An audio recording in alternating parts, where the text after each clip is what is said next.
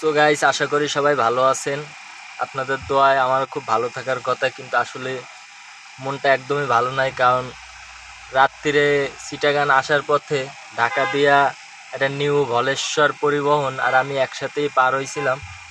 তবে সেই গাড়িটা আইসা চিটাগাং রোডে বড় কুমিরা একটা টেইলারের পিছনে মায়ের খায় পুরো বাম সাইড। কী কব, আসলে খুব মর্মান্তিক একটা অ্যাক্সিডেন্ট ঘটে। আর সেইখানে আসলে 4-5 জন লোক সাথে সাথেই ডেড মানে মারা যায়। হ্যাঁ, কী আর বলবো গাইস, মনটা খুব খারাপ। কারণ একটা ড্রাইভার যখন অ্যাক্সিডেন্ট করে তখন দেখলে মনটা খুব খারাপ হয়ে যায়।